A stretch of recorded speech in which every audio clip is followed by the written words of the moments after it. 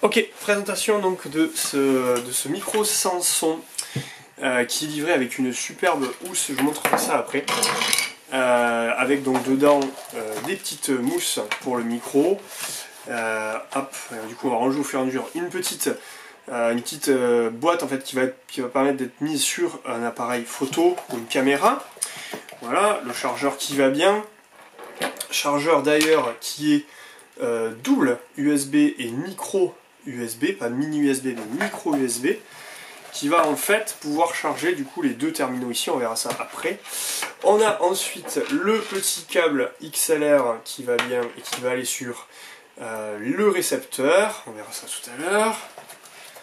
Hop, donc tout ça se range là, donc ça c'est vraiment très très pratique, c'est une boîte de transport un peu volumineuse mais qui contient tout.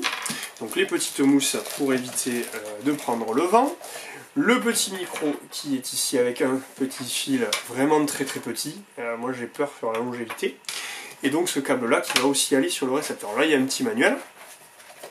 Et donc on trouve ici en fait le petit socle pour charger ou pour d'ailleurs laisser le récepteur dessus. Du coup on va avoir ici un audio in et le micro USB qui va bien, qui va permettre de charger les deux en même temps. Et ensuite, hop, on a l'émetteur et le récepteur. Donc voici ici le récepteur qui est avec des petites antennes. Voilà, un petit bouton, non celle-là elle bouge d'ailleurs, voilà. Un petit bouton power, hop, et puis ici le chargeur, enfin voilà, le micro USB, le out, donc on va mettre ici comme ceci, et là ça sort avec un petit trait, et de l'autre côté les deux petits traits que je vais mettre donc dans une enceinte que j'allume. On va aussi allumer ici. On a un petit bout là, enfin un petit bitonio micro ou line, donc ça va adapter le niveau de sortie. Donc ça aussi c'est pas mal parce que du coup on a plusieurs niveaux de sortie. Et puis ici on va relier tout simplement le petit jack dans l'émetteur. On va appuyer sur le bouton power, ça va s'allumer tout seul comme c'est sur batterie. Et on a derrière de quoi le charger, puis on choisit entre 0 et 15 dB. Donc là, immédiatement, normalement, ça devrait fonctionner, voilà, c'est le cas. Par contre, écoutez ce qu'il y a, je coupe le son, je mets le son à 0, maintenant je mets le son à fond. Et bien, il y a vachement de souffle. Donc c'est ça en fait le gros défaut. Et bien, il y a vachement de souffle, et donc ça c'est rédhibitoire. Alors en live, ça pose pas trop de problèmes, pas en musique live, mais lorsqu'on est en train de parler, un orateur live. Mais lorsqu'il y a un enregistrement, par exemple, c'est rédhibitoire parce que pour le coup, on a trop de souffle dans l'enregistrement, c'est pas possible.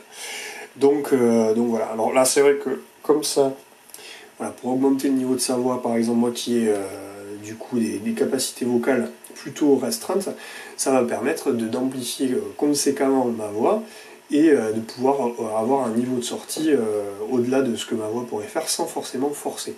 Là je suis sur le côté line, si je mets sur le côté micro, forcément c'est moins puissant puisque le côté micro, ça va être quand on sera amplifié derrière par une carte son ou une table de mixage. Donc, si je remets maintenant avec le côté line, voilà, hop là, là il y a une saturation parce que j'ai aussi activé là le mode moins 15 dB, pareil, ou le mode 0 dB, là on va avoir plus de son. Voilà, voilà, si je m'éloigne comme ça, je vais pouvoir sans problème parler avec le micro et ça va être vraiment intéressant et vraiment utile, sauf que il y a ce problème de souffle. Donc pour de la voix parlée, quand quelqu'un doit s'adresser à un auditoire, c'est très bien, mais si on veut faire de la musique avec, c'est quand même très dommage. Donc c'est dommage parce que ça vaut quand même entre 250 et 300, il y a même, j'ai vu certains tarifs 350-400 €, je comprends pas. Et du coup on peut pas se permettre, moi je trouve à ce prix-là, de proposer quelque chose qui fait autant de souffle, quoi. Donc je suis très déçu parce que c'était hyper ingénieux, ça marchait avec des batteries, donc pas besoin d'avoir donc là ça touche ma gorge, donc c'est pas top. Pas besoin d'avoir de câble, quoi. Là je suis en autonomie totale avec une enceinte filaire, une enceinte Bluetooth. Donc ça c'était vraiment top, mais du coup le fait qu'il y ait autant de souffle est complètement rédhibitoire. Donc c'est très très dommage, parce que c'est le seul produit de cette gamme là à être autonome. Après, j'allais me tourner vers Rode pour voir ce que donne le kit vidéo et voir si je peux l'utiliser de cette façon-là, puisqu'encore une fois, le côté XLR ou jack laissait aussi la souplesse de pouvoir l'utiliser, même sans carte son, parce que qui dit jack, qui dit XLR dit aussi carte son. Voilà, donc grosse déception sur ce produit qui était vraiment ingénieux, mais qui n'a pas été mené à son terme, et ça c'est vraiment très dommage.